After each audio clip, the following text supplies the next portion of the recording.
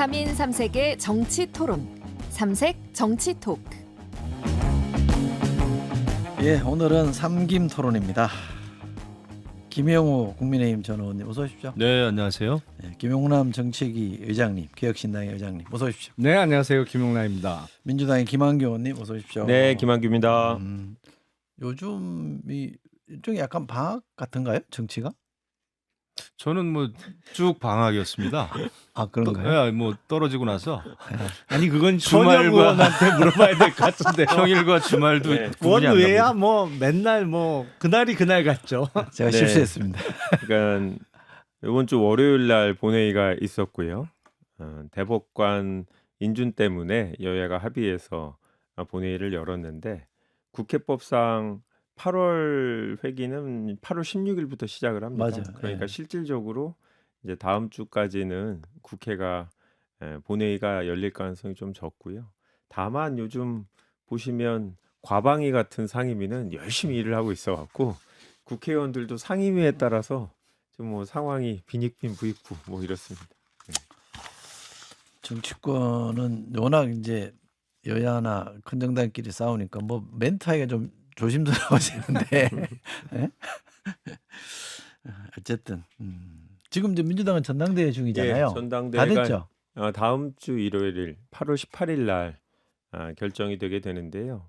이번 주말에 뭐 충청 경기 이렇게 하고 다음 주에 서울하고 마지막 대의원 투표 이렇게 남겨놓고 있는데 뭐 그것도 국회가 조금 느슨한 이유 중에 하나인 것 같습니다. 8월 18일이 김대중 대통령 작고하신 예, 서거하신 날이 그 즈음에 그날인데, 그래서 그날인 이제 것 하는 같은데 어떤 민주당 전직 의원이 대단히 분개를 하시던데. 왜 그날 하냐고? 왜 하필 나를 그렇게 잡냐. 그러니까 그 서거하신 날짜잖아요. 그러니까 예, 일종의 맞습니다. 뭐 추도식 내지 뭐 그런 행사가 있어야 되는데 전당대회 마지막 날을 그날로 잡은 게 도대체 뭐냐? 그러면 사진이나 걸어놓지 말든지 사진은 걸어놓고 그렇게 하면서 하필 나를 잡아도 그렇게 잡았다고 엄청 사석에서 화를 내시던데요.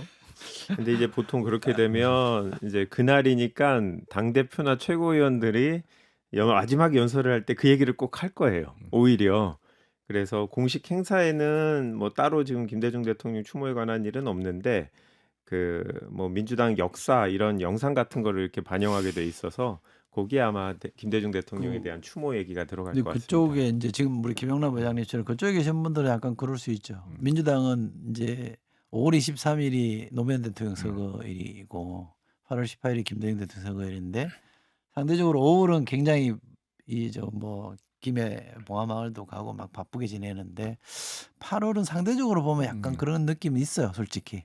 그래서 그분들이 조금 서운해할 수도 있겠네요. 그러니까요. 네. 그래갖고 요즘 새로운 미래가 김대중 대통령님 사저 관련해서 아 맞아, 그게 또 그 문제도 민주당이 있구나. 왜 이렇게 소극적이냐라고 하면서 새로운 미래가 세게 치고 나와서 민주당을 공격하는 데 이제 활용을 하고 있죠. 예.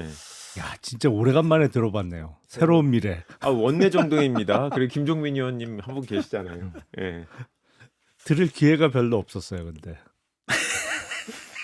너무 하시는 거 아니에요? 아니 진짜로 그냥 솔직하게 말씀드리는데 새로운 미래 말씀을 하셔서 새로운 미래가 어디지? 순간 약간 헷갈렸어요. 알겠습니다. 자, 현안을 좀 짚어볼게요. 주식 하세요, 우리 김영호 의원님? 저는 뭐 주식 한 개도 없습니다. 해보시긴 했어요? 한 20년 전에 그때 삼성전자 몇 개 샀다가 바로 팔았죠. 그러고 나서는 뭐 한 개도 없어요. 재미를 못 보셨구나. 그때는 재미를 못 봤어요. 그리고 이제 정치했으니까 거의 안 했을 그렇죠. 테고. 그 전혀 안 했어요. 그럼 이번에 금투세 논의 이런 거에 대해서는 관심은 있죠. 제가 계속 방송도 네. 하고 네. 그리고 이게 이제 지금 핫 이슈인데 지금 보니까 이제 한동훈 신임 대표, 국민의힘 대표가 아주 강하게 치고 나와요. 이 이슈 가지고. 지금 민주당은 금투세에 대해서 별 의견이 없는 것 같아요. 뭐 의견은 있는데 다 이견이에요. 다 의견이 다르고 오히려 이재명 지금 후보가 지난 전당대회 와중에 계속 금투세에 대해서 좀 유예 내지는 유연한 입장을 좀 보였는데 오히려 정책위 의장 진성준 정책위 의장은 강하게 이거 안 된다. 더 이상 유예할 수 없다라는 쪽으로 강하게 금투세 제도 도입이 아니죠. 유예됐던 거를 이제 내년 초에 예정대로 실시해야 된다. 그리고 뭐 박찬대 원내대표는 이렇다 저렇다 무슨 말이 없고 왜 금투세 가지고만 한동훈 대표가 얘기하느냐. 그래서 근데 오히려 이제 민주당도 그렇고 사실 국민의힘도 그렇고 금투세라고 하는 게 정말 정책적인 거고 경제에 관련된 거고 또 외연 확장을 위해서 굉장히 필요한 정책인데요. 저는 굉장히 논쟁이 되는 거는 바람직하다고 생각을 합니다. 그러면 국민의힘은 왜 이걸 지금 이제 다시 더 유예하자는 거 아직 폐지하자는 거죠? 폐지 쪽이고 왜냐하면 도입하지 말자는 거죠? 그 윤석열 네. 대통령 공약이었어요. 네. 그리고 이제 또 계기도 있었죠. 이번에 뭐 이제 주가 폭락도 했다가 뭐 반등도 했다가 막 그러는데 이게 이제 경제에 끼치는 영향이 워낙 크고 특히 이제 개미 투자자들에게도 이게 영향이 있거든요. 그리고 이게 단순히 그 금투세, 금융소득에만 국한된 게 아니라 건보료라든지 이런 거하고도 다 연관이 됩니다.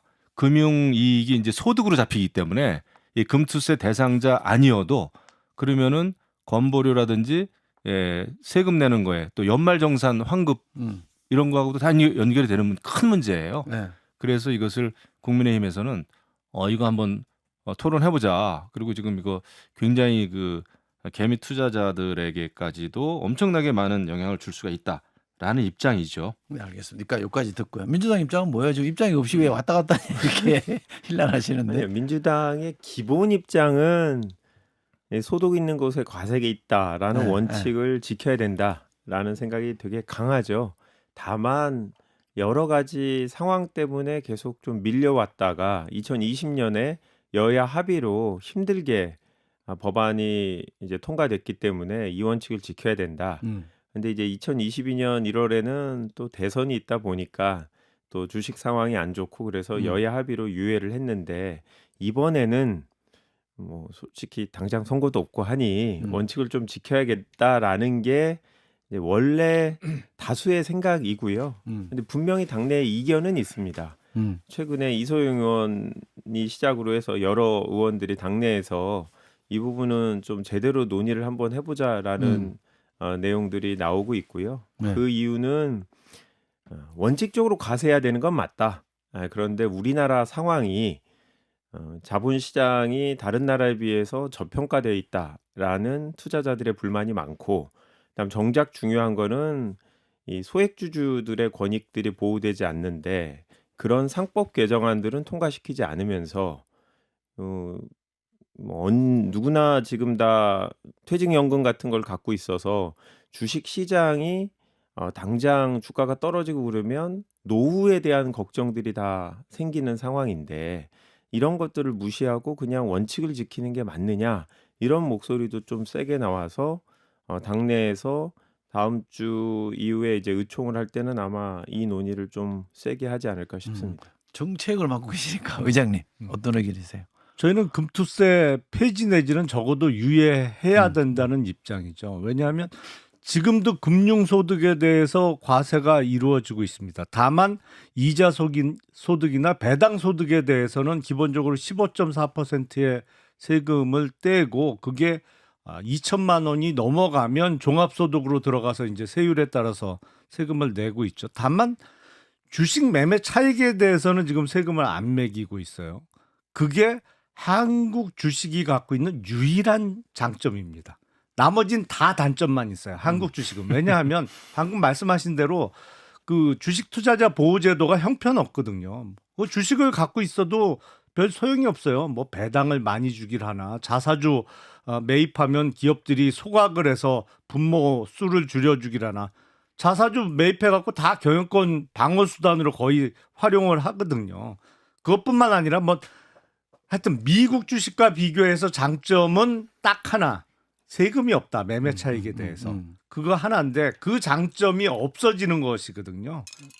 금투세를 시행을 하면. 그래서 지금은 적어도 시기상조다. 그래서 투자자를 보호할 수 있는 정말 주식 소유자가 제대로 대접받는 시스템을 만들어 놓고 그다음 세금을 매기기 시작해야 자본시장이 그나마 살아남지. 지금도 매달 평균적으로 우리나라 돈으로 2조 원씩이 개미 투자자들이 미국 주식에 투자합니다. 그러니까 한국 주식 시장에서 돈을 빼서 미국 주식에 투자하는 게 매달 2조 원씩 늘어나고 있어요. 금투세까지 시행하면 누가 한국 주식에 투자를 하겠냐? 장점이 없는데 뭐 수익률을 봐도 미국 주식 투자한 사람들이 훨씬 좋거든요. 그래서 지금은 시행해서는 안 된다는 입장이고, 한동훈 대표가 자꾸 금투세 얘기를 하는 거는 이게 국민의힘이 여론전에서 유리한 딱 하나의 유일한 이슈입니다. 나머지는 다 밀려요. 그러니까 자꾸 금투세 얘기하는 거예요. 그럼 제가 잘못 봤나요? 제가 어떤 여론조사 보니까 폐지 반대 쪽이 더 높았던 걸로 기억하는데. 그런가요? 그런 여론조사는 제가 민주당 기억이 지지층은 없는데. 특히 좀 폐지 반대가 많고. 그렇죠. 네. 민주당 쪽은 이게 특히 문재인 정부 시절에 하기로 한 거기 때문에 그 친문 진영을 중심으로 아마 시행하자는 입장들이 많은 것 같은데, 그래서 지금 가만 보니까 이재명 일극 체제인 줄 알았더니 이거 아닐 수도 있겠다, 뭐 이런 얘기가 나오는 거죠. 이게 근데 민주당 내 묘한 그런 흐름도 좀 반영하는 거 아닌가요? 기존 그러니까 소위 586 그 굉장히 이상주의적인 그 학생 운동, 민주화 운동을 했던 그 세력하고 이재명 당대표는 조금 좀 결이 다르잖아요. 그런 운동권은 아닌데. 그래서 그런 어떤 근본적인 철학적인 그 충돌일 수도 있겠다 생각이 됩니다. 뭐 현실 정치에서 나타나는. 근데 유연성을 발휘하는 게 좋죠. 그리고 이게 이제 민주당의 강경파들은 이거 뭐 금투세가 일부 굉장히 일부만을 도와주는 부자 감세 아니냐 그러는데, 그렇지는 않죠. 그 사람들이 그렇게 소수도 아니고 그 사람들이 굴리는 그 뭐라 그럴까 주가 총액은 전체 주가 총액의 6%인가 굉장히 꽤 많이 차지를 하고 경제에 미치는 영향 자체가 커요. 그것 때문에 금투세 대상이 아닌 개미 투자자들이 영향을 크게 받고 손해를 보는 게 문제입니다. 그래서 이게 단순히 과세 대상자들에게만 해당되는 문제가 아니다. 그래서 심각하죠. 그 당내에서 사실 정치 현안들, 특히 여당과 싸우는 이슈는 좀 이견을 내기가 어려워요. 왜냐하면 약간 소위 전쟁 상황인데 당내에서 이견이 나오면 약간 전열이 흐트러지는 문제가 있어서 의총에서도 그런 부분은 최근에 별 이견이 없는데, 정책 이슈는 좀 다른 분위기인 것 같아요.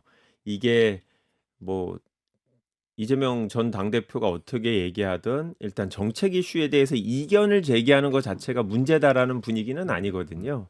그래서 진성준 정책위장도 뭐 어떻게 보면 이재명 대표랑 가깝다라고 생각되고, 지금 정책위장도 이재명 전 대표가 임명했기 때문에 굳이 이 이슈는 뭐 진영 간의 당내 진영 간의 대립 이런 이슈는 아니고, 말씀하신 대로 이제 기존에 이제 학생운동 하셨거나 이런 분들은 이번 기회에 조세 정의를 실현해야 된다라는 이제 기본 원칙을 좀 준수하고 싶어하는 그런 상황들이 있고, 또 이재명 전 당대표를 포함해서 일반 투자자들의 입장을 좀 고려하시는 분들은 이게 당이 약간 유연하고 또 중도로 가는 그런 의도로 또 태도로 보여질 수 있기 때문에 약간 어떻게 보면 정책적인 노선에 대해서 투쟁 내지는 갈등이라고 보일 수는 있죠. 그런데 당내에서 이거에 대해서 논의하는 거 또 외부에 공개되지는 않았지만 뭐 주말 사이에도 벌써 어제도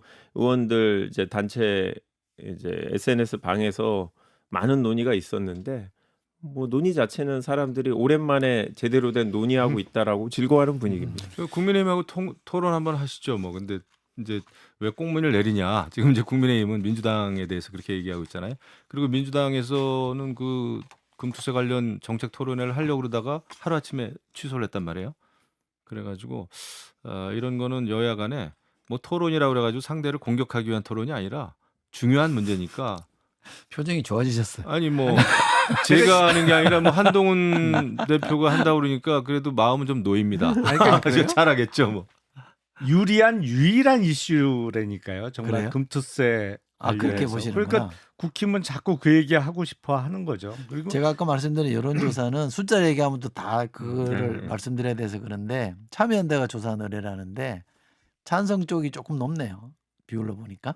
그래요. 음. 그거는 조사 약간 기관 뭐 글쎄 리서치인데 그 여론조사 어쨌든, 내용을 네. 좀 더 구체적으로 분석해봐야겠습니다만 네, 네. 그게 민주당에서 예정대로 시행해야 된다라고 주장하는 분들이 드는 근거 중에 하나가 그거예요.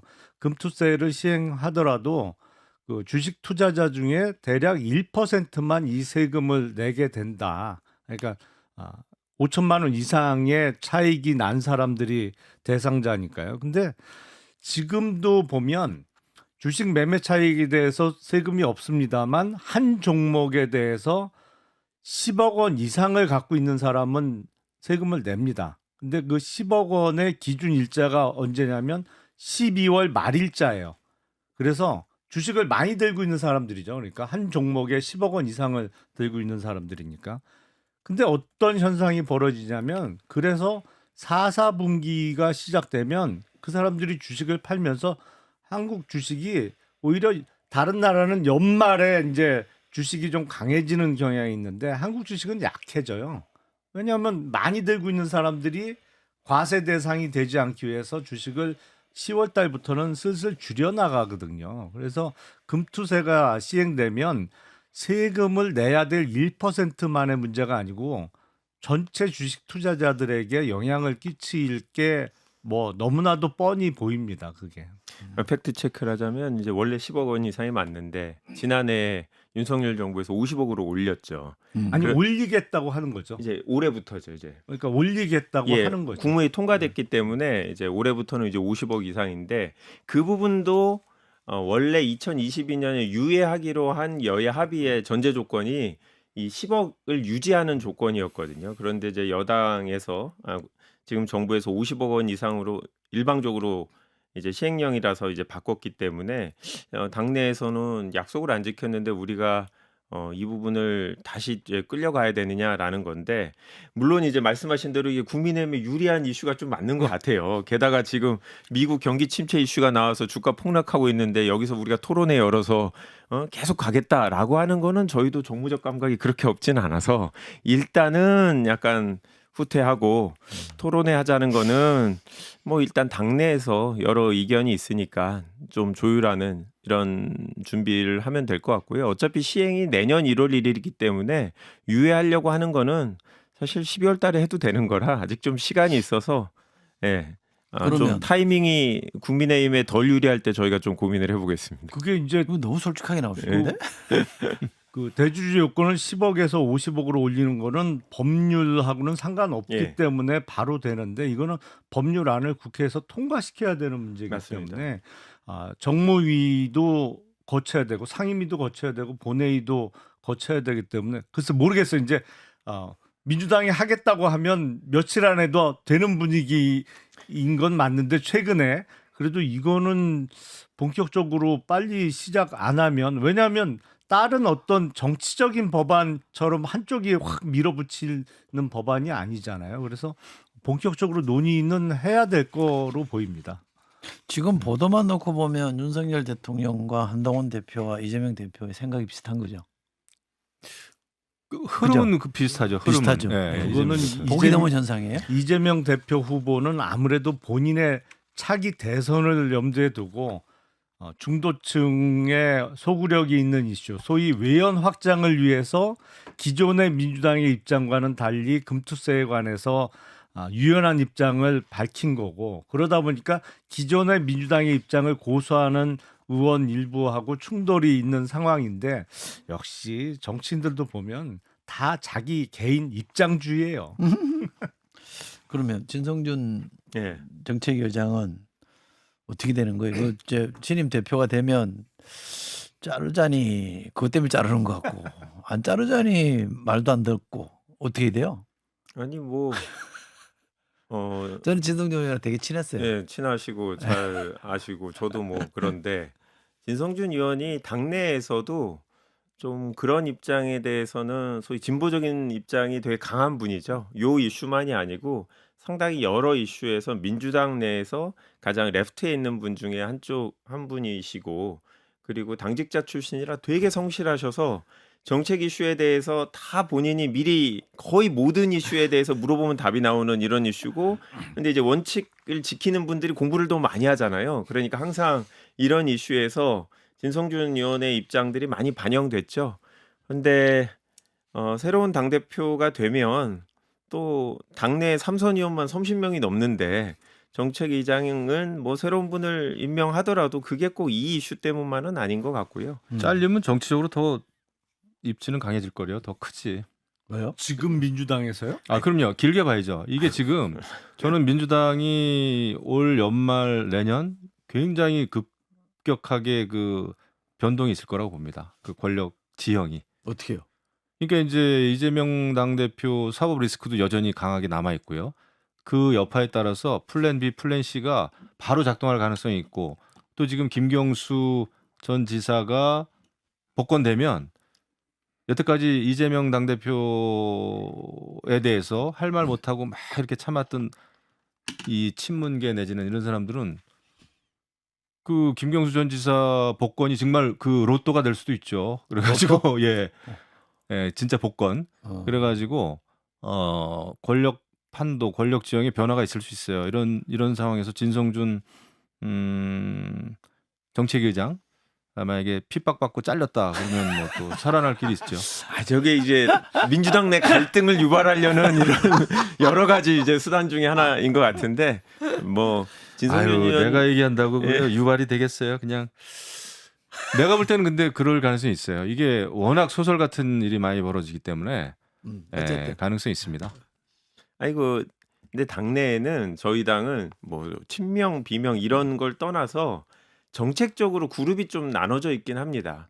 그러니까 진성준 의원을 필두로 해서 많은 분들이 진보적인 소위 뭐 낮은 자를 위한 정책을 지키는 걸 원칙적으로 지켜야 된다라는 상당한 분들이 있는 건 사실이고, 또 이재명 전 대표를 포함해서 대선 승리를 위해서 상황에 따라서 사안별로 유연한 자세를 취해야 된다라는 입장도 있고, 저는 이런 논의는 민주당 내에서는 계속 나올 텐데 저희는 이거 갈등이라고 생각하지 않아서 보여진다고 해도 별로 우려하는 바는 없고 그렇습니다. 알겠습니다. 지금 이제 우리 김영우 의원께서 말씀하셨는데 김경수 전 지사 복권 사면은 이미 지난번에 네. 됐고요.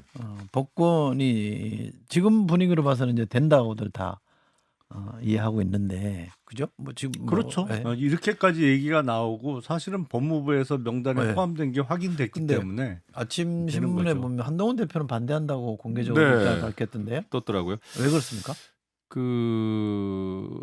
저는 1차적으로는 한동훈 대표는 이제 법무부 장관 또 출신이고 또 법의 공정성이나 뭐 이런 걸 굉장히 지금 강조하는 입장 아닙니까? 또 이제 정치인이 됐고 그래서 일단 저는 그 한동훈 당대표가 본인의 목소리를 낸 거, 또 설사 이게 대통령실하고 차이가 있다고 하더라도 저는 굉장히 좋게 봤어요. 아, 이제 비로소 당이 바뀌는구나.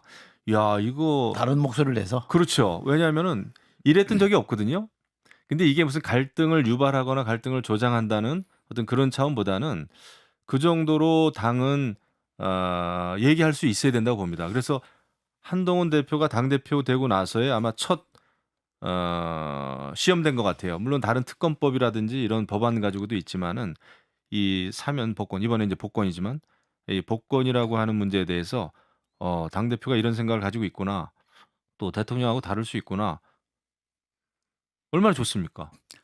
그런데 제가 보기엔 여당 대표가 대통령의 말에 무조건 예스 하는 거는 바람직하지 않죠. 다른 목소리가 나올 수 있어야 되고 그게 바람직한 것도 맞습니다. 근데 사실은 사면 복권은 대통령의 고유 권한이잖아요.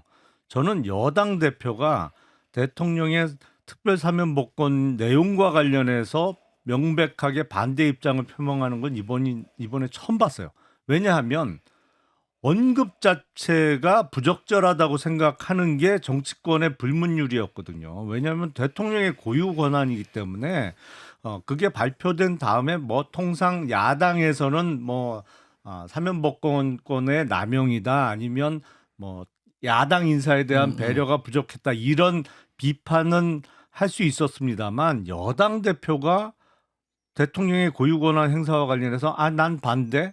이거는 제가 보기엔 아니 왜 용감해야 될 곳에서는 용기가 안 보이고 이거는 약간 뜬금없다라는 생각밖에 안 들어요. 이거 약간 뭐랄까 금도를 넘는 거 아니야? 대통령의 고유 권한 행사와 관련해서 아니 그게 직전에 법무부 장관 했던 사람 중에 뭐 정치권에 몸담은 사람이 한둘이에요. 뭐 보면 황교안 당대표도 법무부 장관하고 총리하고 당대표 했고 했습니다만 특히나 대통령의 고유 권한인 다른 사람 누구도 거기에 이른바 숟가락을 얹을 수 없는 사면복권의 그 행사와 관련해서 여당 대표가 명백히 반대 입장을 표명하는 건 제가 보기엔 이게 정치 초보라 이런가 이건 약간 선을 넘은 것 같아요. 작년에 강서구청장 선거가 되게 중요한 이슈였잖아요. 김태우 전 후보의 복권 당시 법무부 장관 한동훈 장관이었잖아요. 이렇게 나올 줄 알았어. 예. 그리고 뭐 여러 가지 국정원 댓글 사건이라든지 이런 분들도 다 사면시켰고 그다음에 요번에 국민의힘에 출마한 분도 이번 정부 들어서 복권된 다음에 출마하신 분들이 많거든요. 그러니까 논리적으로 뭔가 일관성이 없으신 것 같고 또 아까 김용남 위장님 말씀하신 대로 딱 대통령실에서 사면을 할 것 같으니 국민의힘 수석 대변인이 여야 협치의 기회가 될 것 같다. 공식 논평까지 했어요. 그러다 3시간 만에 국민의힘 입장은 정해진 바가 없다. 수석 대변인이 얘기했는데 입장이 정해진 바가 없다고 다시 정정 보도가 나왔거든요. 그러니까 이거 자체가 뭐 당내에서 뭐 지금 뭐 한동훈 대표가 들어와 오셔서 당내 이견 조율도 제대로 안 되고 있는 것 같고 말씀하신 대로 갑자기 뜬금없이 그냥 정치적으로 뭔가 김경수 지사가 다시 돌아오면 대통령실은 민주당의 분열이 될 것 같다라는 생각이고 한동훈 대표는 혹시 유리하지 않을까 이런 생각이 있고 약간 뭔가 정치적인 셈법에 따라서 그냥 논리를 만들어내고 입장을 만들어내는 것 같아서 여하튼 보기가 참 안 좋습니다. 제가 이해하기는요. 법무부 장관 할 때는 법무부 장관이야말로 그거는 이제 정치하는 사람이 아니기 때문에 대통령의 뜻에 대해서 해석을 한다든지 평가를 한다든지 보도자료를 내면 안 됩니다. 그거는 법무부 장관은 철저하게 그 대통령의 고유 권한을 존중해 드리는 게 맞고요. 근데 지금 이제 당대표로서는 저는 얘기할 수 있다고 봐요. 더더군다나 이제 정치의 영역에 완전히 완벽하게 들어온 한동훈 대표는 저는 한동훈 대표의 생각을 지금 옹호하거나 두둔할 생각은 전혀 없고요. 제가 객관적으로 볼 때 이 법이라고 하는 잣대나 공정성이라고 하는 잣대에 대해서 자신이 기본적으로 가지고 있는 기준이나 철학을 얘기하고 싶었던 것 같아요. 그래서 이번에 얘기를 한 건데 물론 이게 기존 여의도 문법으로 따지면은 당대표가 대통령의 고유 권한인 사면복권, 복권 문제에 대해서 정치인의 복권에 대해서 다른 이견을 낸다? 이거 정말 쉽지 않거든요. 그런데 이 민주주의의 근간인 선거에 대해서 그런 대형 불법을 저지른 거에 대해서 또 개전의 어떤 그 의사를 표명하지 않는 김경수 전 지사 복권하는 거는 좀 문제가 있다 이런 식인 것 같아요. 그래서 본인의 생각을 얘기했다. 지금 한동훈 대표가 윤석열 대통령과 차별화를 정말로 해야 되는 사안은 본인이 전당대회 전에 약속했던 최상병 특검법에 대해서 본인이 주도해서 제3자 추천안이 됐던 어떤 내용이 됐던 그걸 법안을 발의하는 약속을 지키면서 차별화하는 게 필요한 것이지 왜 뜬금없이 대통령의 사면 복권과 관련해서 반대 입장을 표명합니까? 제가 보기엔 이거는 국민의힘 당원들과 지지층에서 김경수 전 지사에 대한 복권에 반대 여론이 높아요. 그러니까 그거에 일종의 편승하려는 얄팍한 술수 아닌가라는 생각이 들어서 정말 용기를 내야 될 곳에서는 침묵하고 그냥 요게 좀 앞으로 표에 이익이 되겠다라는 거는 뜬금없이 뭐랄까 약간 정치권의 그 룰을 깨고 얘기를 하고 그래서 뭐야 약간 변칙 플레이어 같아요. 얄팍한 술수 변칙 플레이어 막 이렇게 기사 이제 제목으로 나올 수 있는 내용들을 많이 이제 하셨는데 저는 오랜만에 윤석열 대통령을 응원하고 있습니다. 뭐 참고 삼아 제가 대통령실에 있어봤으니까 이 이제 사면이라는 과정은 대통령 고유 권한이죠. 네. 근데 이제 이 절차를 보면 대개 이제 민정수석이 팔로우를 이제 이 일을 담당을 하는데 법무부랑 계속 소통하면서 그럼요. 네. 조율을 하거든요. 그러니까 장관이 그냥 뭐 대통령 하라 그러면 그냥 국무위원이니까 예했다. 이거는 말이 안 되고요. 법무부 장관이 자기 의견을 충분히 얘기를 합니다. 아니, 이번에 이렇게 하면 좋겠다. 저렇게 그걸 이제 했다. 드러나지 않게 얘기하는 거죠. 그렇게 하죠. 네. 그러니까 그렇게 따지면 박근혜 대통령이나 이명박 대통령도 다 사면했는데 그 주변의 사람들 많이 했잖아요. 근데 김경수만 안 된다? 그거는 자기 논리적 정합성에서 좀 문제가 있지는 않을까요? 그러니까 이제 대통령 법무부 장관으로서 대통령실하고 논의하는 그 시스템하고 당 대표일 때하고는 좀 다르긴 하죠. 그리고 예전에는 법무부 장관하고만 상의한 게 아니고 사실은 당하고도 상의를 좀 많이 당의 해요. 의견을 구하죠. 예, 네, 정치인에 대해서는 이게 맞죠. 왜냐하면 네. 이 가져오는 여파가 있기 이번에 안 때문에 했어요? 그 이번에 했을까요? 글쎄 뭐 저는 뭐 알지 못합니다만은 했다고 하면은 이렇게 또 얘기가 나왔을까요? 다른 의견을 하고 나서 다른 의견 내는 거는 비겁하잖아요, 오히려. 그래서 뭐 안 했을 가능성이 크지 않겠나? 저는 뭐 이제 팩트를 알 수가 없으니까. 근데 이거는 조금 원칙적인 문제라고 생각을 했던 것 같아요. 그리고 이게 이제 얄팍한 표심이다 말씀을 하시는데, 그게 이쪽에서 보면 그게 또 민심이고 선거라고 하는 측에서 보면 표죠. 그래서 그 민심에 반응하겠다라고 하는 이제 한동훈 대표의 그 의견 개진이 여러 차례 있었는데 뭐 그런 차원에서 얘기는 했겠죠. 근데 아무튼 이것이 몰골 파장도 분명히 있을 것 같아요. 대통령실에서는 또 그죠? 발끈하지 않겠습니까? 그래서 이런 거를 또 어떻게 관리해 나가느냐가 이제 한동훈 대표의 숙제죠. 숙제 많네 진짜. 네, 뭐 숙제가. 저희는 다른 건보다 이 건은 그냥 이번에 사면을 하는 게 순리다라고 생각하는 게 복권. 어떻게 복권을 하는 게 지난번에 사면은 하고 복권을 안 해주는 약간 이상한 방식이었고 본인이 사면 거부했는데도 해주는 예, 거 아니야? 그렇죠. 이거는 어디까지나 뭔가 정치적으로 대선에 내지는 뭐 지방선거에 출마는 못하게 하면서 그 다음에 여당 쪽 정치인들의 뭐 사면과 균형을 맞추려는 그런 식으로 예전에 이제 사면만 딱 시켜줬던 것 같은데 뭐 복권까지 이렇게 하는 게 그냥 순리다라고 생각이 들고 다시 한번 윤석열 대통령 화이팅입니다. 나도 궁금한데 금투세하고 이거하고 묶어서 여야 토론 한번 하시죠. 이거 딱 하나로 끝나는데 뭐 이게 묶이는 주제예요? 기본적으로. 제가 뭐 옆에서 이렇게 들어보면 한동훈 대표가 지금 말씀하신 것처럼 대통령의 방침에 대해서 자기 목소리 냈다는 건 좋게 봐줄 수도 있고 네, 참 특이합니다. 다른 이번에. 한편으로는 본인이 장관 시절에 김경수 사면을 직접 발표한 사람이 사면은 되고 복권은 안 된다? 그것도 논리적으로 뭔가 잘 안 맞아요. 본인 이유라면 하면 그때부터 그러면 안 된다고 그랬어야 되잖아요.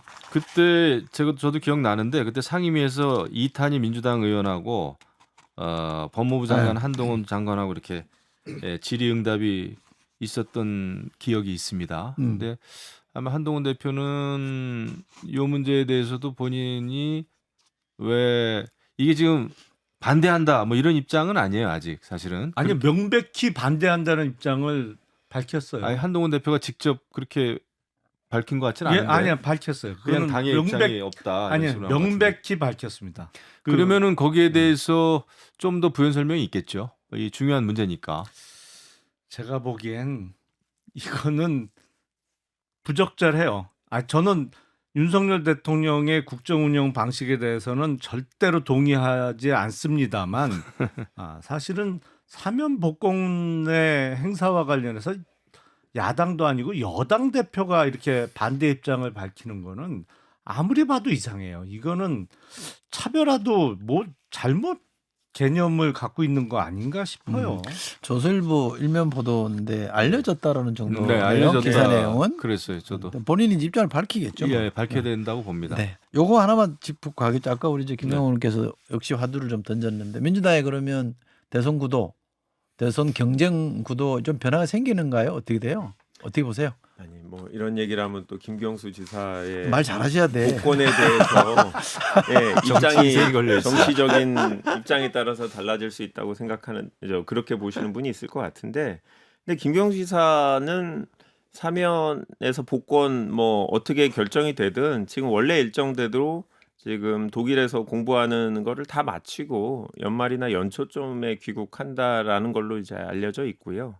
본인이 뭐 2026년 지방선거에 출마할지 아니면 뭐 선출직은 안 하고 당내에서 무슨 일을 할지 이런 것도 전혀 지금 정하지 않은 상태로 알고 있거든요.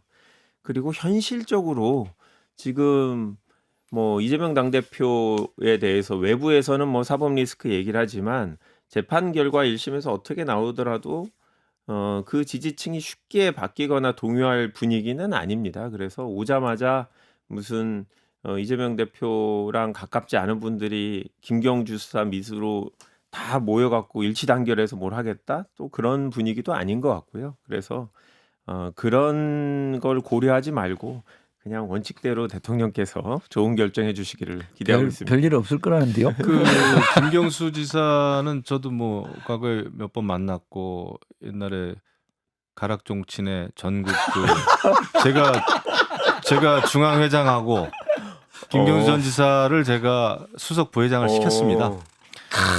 그러는데 또 제가 또 드루킹 진상조사 단장을 또 그 이에 맡아가지고 아주 인연이 참 묘하게 됐는데, 그 김경수 전 지사의 이제 권력 의지가 일단은 제일 중요하죠. 중요하고 그 다음에 지금 아마 귀국을 하든 6개월 후에 하든 본인이 나서서 정치 막 그 일정을 만들고 도모하고, 글쎄 제가 뭐 얘기할 수 있는 위치는 아닙니다만은 그런 스타일은 일단 좀 아닌 것 같고, 아마 민주당 이재명 당대표의 어떤 변수가 현실화되면은 그때는 이제 본인 뜻도 있겠지만 그 주변에서, 또 정치는 본인의 의지도 중요하지만은 정말 주변에서의 그게 중요해요. 저는 과거 문재인 대통령도 그래서 출마했다고 봅니다. 솔직히 말씀드리면. 그래서 그거는 이제 주변 여건, 정치 여건이 어떻게 변하냐에 따라서 김경수 지사의 정치적인 그 향로가 결정되지 않겠나 생각합니다.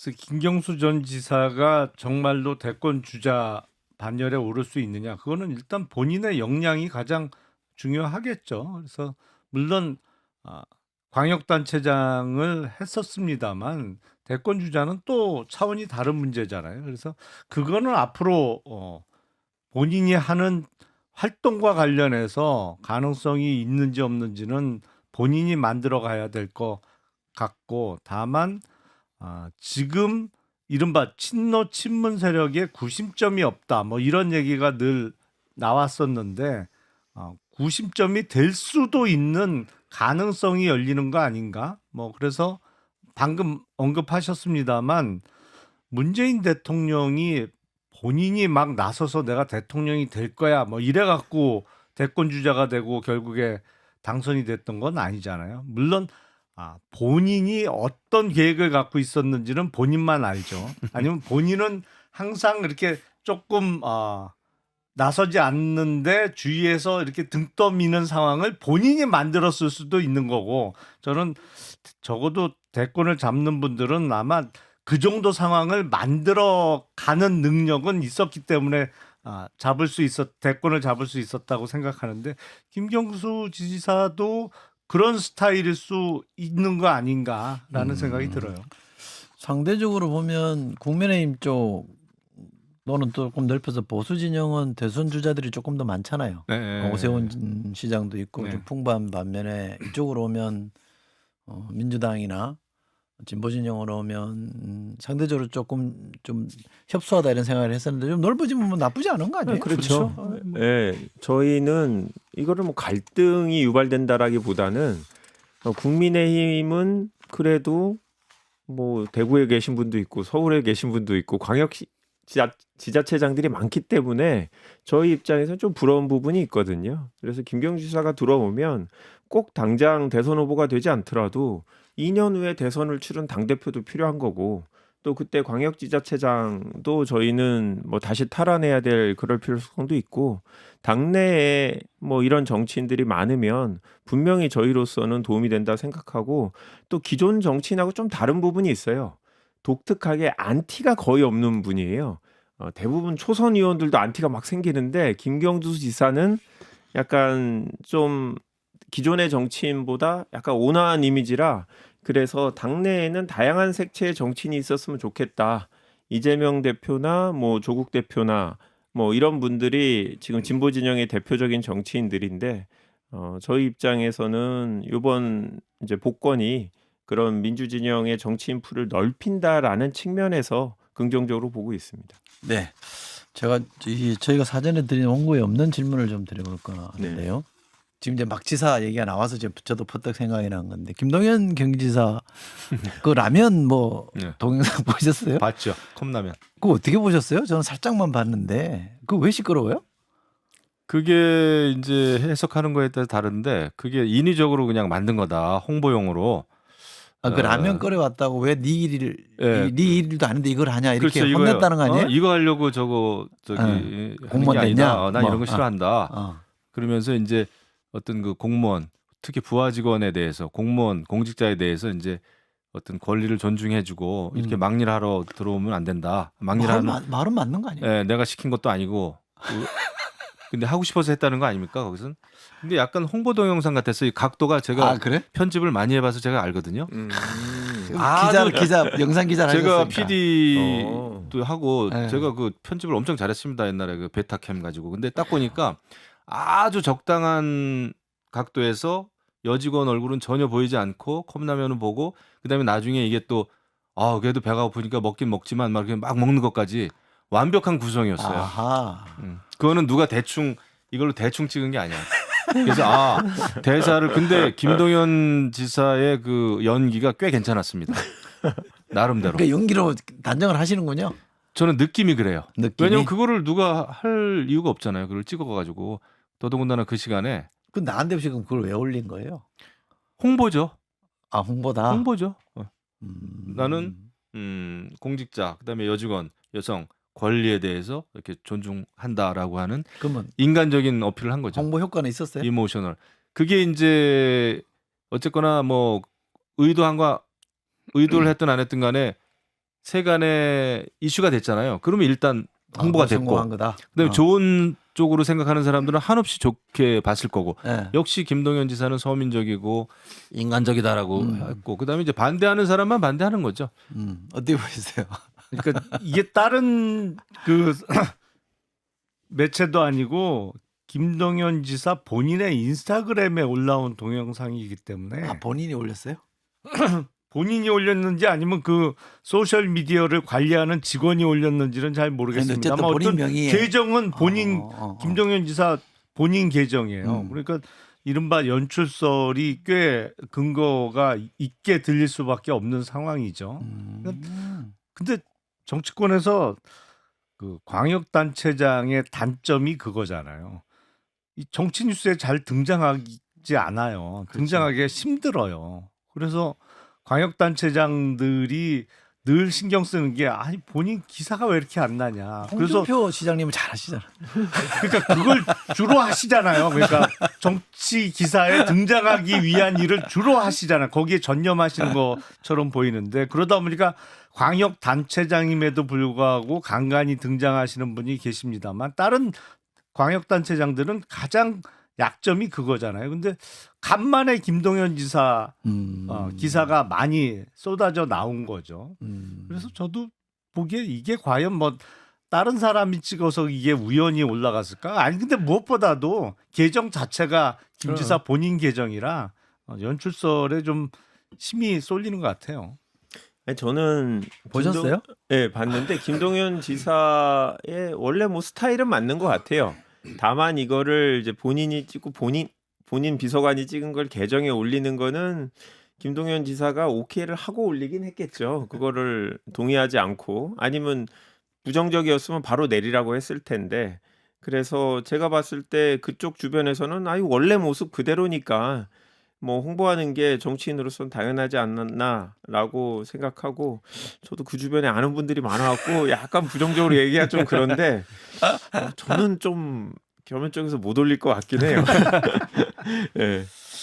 글쎄 기왕에 만약에 그거를 의도했다 그러면 조금 더 세련되게 지금 말씀하신 것처럼 너무 잘 찍지 않고 너무 의도가 안 보이게 했으면 더 효과가 좋았겠네요, 그죠? 이렇게 화면이 한 채 흔들림도 별로 없더라고요. 그리고 이게 각도 밑에서 근데 지사 모습을 누가 마음대로 찍을 수가 아니요, 있나? 그거는 회의를 하던 이제 그 전후라서 회의 영상을 전체적으로 찍은 걸로 알고 있거든요. 네. 그래서 그거를 잘 잘라갖고 예전보다는 훨씬 더 좋은 편집 기술로 이제 만든 알겠습니다. 거겠죠. 자, 네. 오늘은 여기까지 해드려서 시간이 다 됐네요, 벌써. 그런가요?